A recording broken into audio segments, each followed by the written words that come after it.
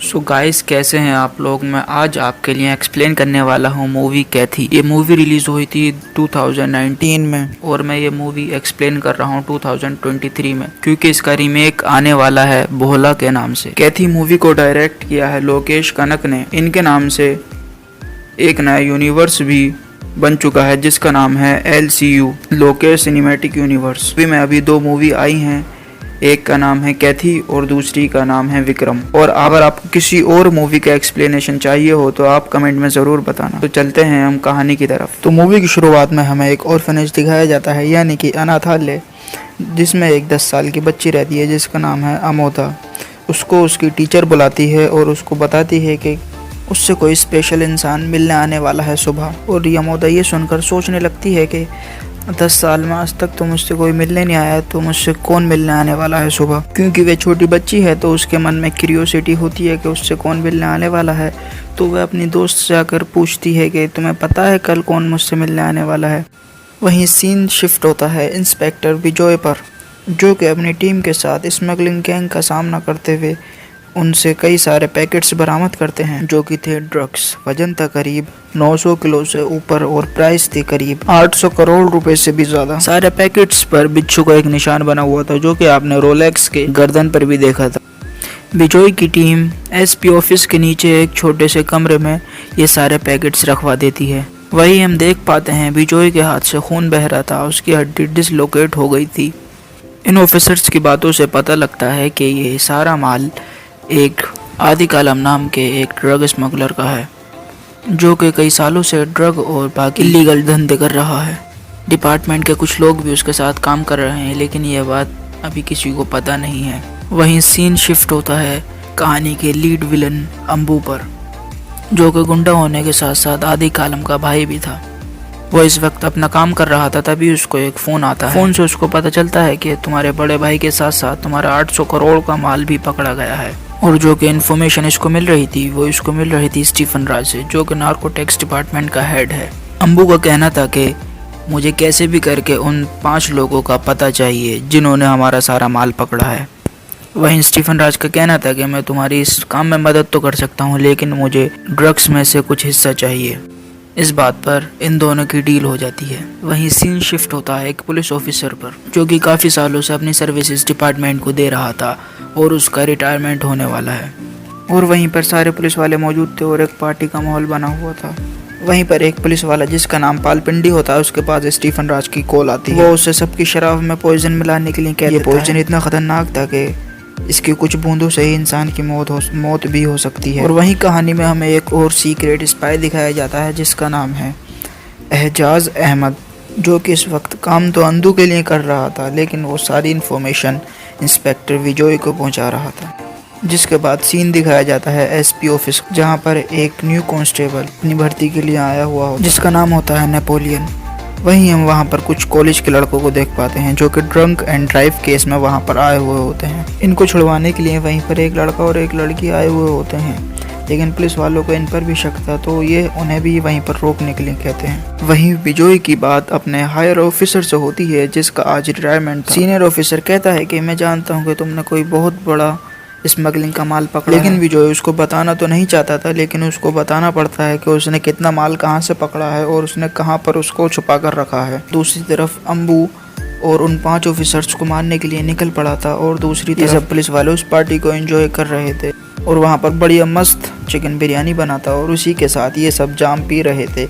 लेकिन इन्हें क्या पता था उस जाम में पॉइजन मिला हुआ है। पॉइजन अपना असर दिखाना शुरू कर देता है और ये सारे पुलिस वाले गिरने लगते हैं। वहीं विजय ने वह ड्रिंक्स नहीं ली थी क्योंकि उसने मेडिसिन, और जब वो नीचे आकर देखता है तो अपने सारे डिपार्टमेंट की ख़राब हालत को देख पाता है। और विजय जानता था कि इनका अगर जल्दी ट्रीटमेंट नहीं किया गया तो ये सब इनकी सबकी डेथ भी हो सकती है और धीरे धीरे करके डिपार्टमेंट के सारे लोग मारे जाएंगे। तभी जॉय की नज़र पीछे खड़ी एक लॉरी पर पड़ती है, जिससे हम ट्रक बुलाएंगे आगे से। तो वह पूछते हैं जिन्होंने खाना बनाया। जॉय बाकी के लोगों से पूछता है कि ये ट्रक किसका है, जहाँ पर कमाची नाम का शख्स बताता है कि ये उसका है, इसमें ये खाने का सारा सामान लेकर आए थे। ड्राइवर ने भी थोड़ी शराब पी ली थी, तो उसकी भी तबीयत खराब हो चुकी है। इसी वजह से अब यहाँ पर इस लॉरी को चलाने वाला कोई नहीं है। विजय को ट्रक चलाना तो आता था, लेकिन उसके हाथ में लगी हुई थी तो वो भी कुछ नहीं कर पाता।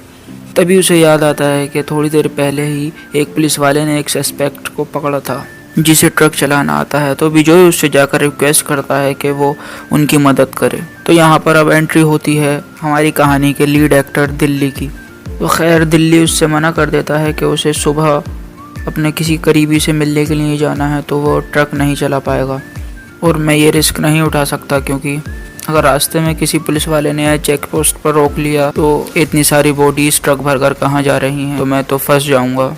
विजय कहता है कि मैं भी डिपार्टमेंट का ही आदमी हूँ। डॉक्टर ने कहा है अगर इनको 5 घंटे से पहले वहाँ ना ले जाया गया तो इनकी डेथ भी हो सकती है। ये अपने साथ साथ उस कैटरर कमाची को भी ले लेते हैं जिसे वहाँ तक पहुँचने के सारे शॉर्टकट्स पता थे। इनके यहाँ से हॉस्पिटल करीब 80 किलोमीटर दूर था। रास्ते में विजय एसपी ऑफिस कॉल कर कहता है कि सारे जितने भी पुलिस वाले हैं सब लोग अपनी बंदूकें तैयार रखना, और हो सकता है कि स्मगलिंग गैंग्स वाले वहाँ पर हमला करें। मगर ये पुलिस वाले वहाँ पर नेपोलियन और बाकी लोगों को छोड़कर वहाँ से भाग जाते हैं, क्योंकि उन्हें अपनी जान की परवाह होती है।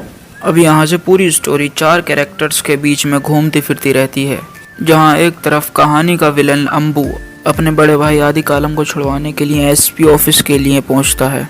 वो अपनी पूरी टीम को चलने के लिए कहता है, और वहीं दूसरा कैरेक्टर एजाज अहमद जो कि वहां पर छुपा हुआ स्पाई है, वो ये सारी इन्फॉर्मेशन हमारे थर्ड कैरेक्टर इंस्पेक्टर विजय को दे देता है। विजय अपने डिपार्टमेंट के लोगों को हॉस्पिटल भी लेकर जाना चाहता था, और वो अपनी पुलिस की एक टीम के साथ एसपी ऑफिस भी जाना चाहता था, ताकि जो लोग एसपी ऑफिस में आदि कालम को छुड़ाने के लिए आ रहे हैं उनका सामना कर पाए। वहीं हमारी कहानी का 4th कैरेक्टर दिल्ली, जिसको अपनी बेटी से मिलने के लिए जाना था, जो कि अभी तक अपनी बेटी से कभी नहीं मिला। वहीं चलते ट्रक में हम पाल पिंडी को भी देख पाते हैं, जो कि जिसने शराब नहीं पी थी, और वह ट्रक की सारी लोकेशन को स्टीफन राज को बता देता है। और जैसे ही स्टीफन राज को ये खबर मिलती है तो वह अपने कुछ गुंडों को लॉरी को बीच में ही रोकने के लिए अपने आदमियों को भेज देता है। यहाँ पर इनके ऊपर गोलीबारी होती है और कांच की बोतलें फेंककर इनको जख्मी भी करा जाता है। कमाची जो कि हेल्थ में काफ़ी दुबला पतला था, और दूसरी तरफ इंस्पेक्टर साहब ये भी काफ़ी चोटिल थे, इनके हाथ में फ्रैक्चर था, इसलिए ये भी नहीं लड़ पाते हैं। तो ये दिल्ली से कहते हैं उनकी सहायता करने के लिए, मगर दिल्ली कहता है कि उसके बदले मुझे क्या मिलेगा? क्या तुम मेरी बेटी को अच्छे स्कूल में एडमिशन करवाओगे और उसके रहने के लिए एक कमरा जिसमें पंखा हो, क्या तुम ये सब उसके लिए कर सकते हो?